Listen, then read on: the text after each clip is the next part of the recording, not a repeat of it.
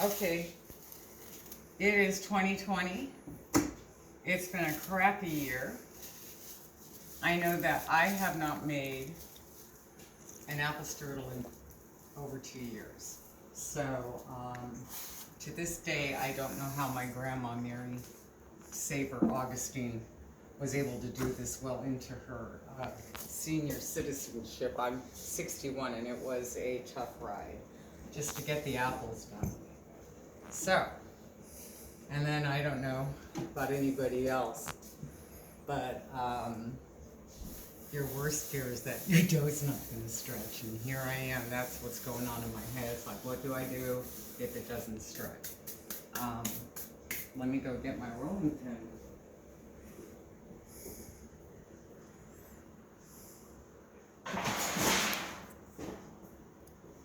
So, actually for anybody who's interested, here's the deal with the apple strudel dough. My goal, and the goal of anybody who has ever made this, which goes way back to Slovenia,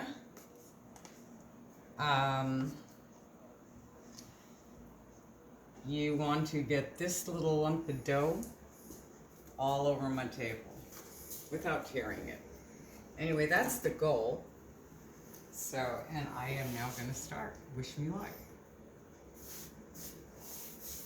I do not follow the example that's in the Slovenian treasured Slovenian recipes book.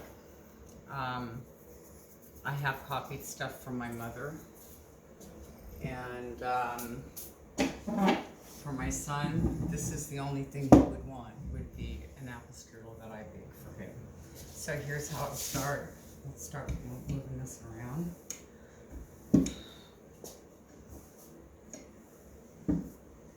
I have my designated apple strudel cloth, and I thought I misplaced it, and I was panicking. So this is a lot of patience. So Greg can either continue to record this, or he can pause it. All I'm going to try to do right now, it feels it's very, very stiff right now. And usually that does happen, but I'm in the process of letting the glutens do their thing, which is to be able to stretch. So, bought fresh flour, didn't even take a chance on that. Old flour, bad strudel dough. So, Greg just let me know if you're just going to say pause, and I'll pause. I'm going to keep working on this. This is how I do it. It takes a while, and there's a hole. I don't panic anymore, because right now it's fixable, because the dough is pretty thick still.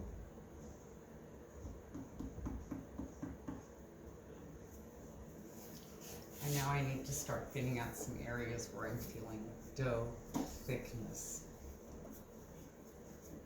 And again, keeping your cloth, it needs to be well floured. I really thought I had a good dough, and I did let it rest for way more than an hour.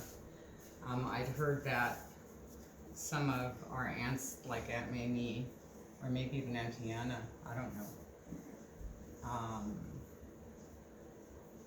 put vinegar in the dough to make it more stretchable, but I haven't had the guts to try that one. So I don't do that. I thought about it.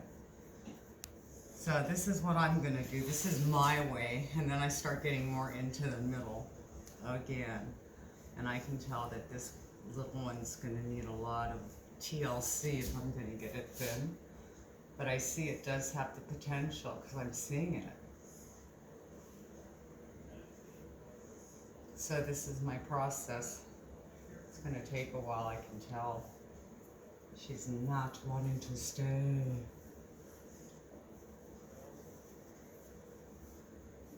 The peeling of the apples was the worst.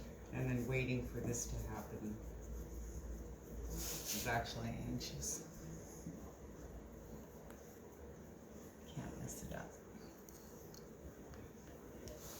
And being 61 years old, I appreciate that this video will be a gift. You know, you never know when it's your last strudel.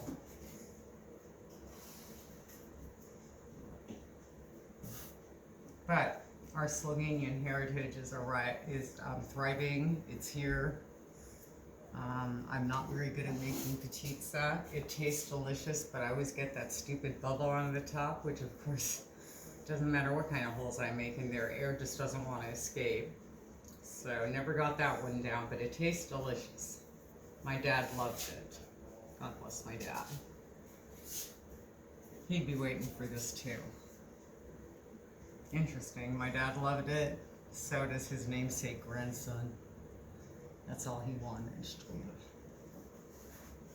Okay, now it's getting thin. There we go. And here's where I gotta get careful. Just stretch the stuff that needs to be stretched a little bit.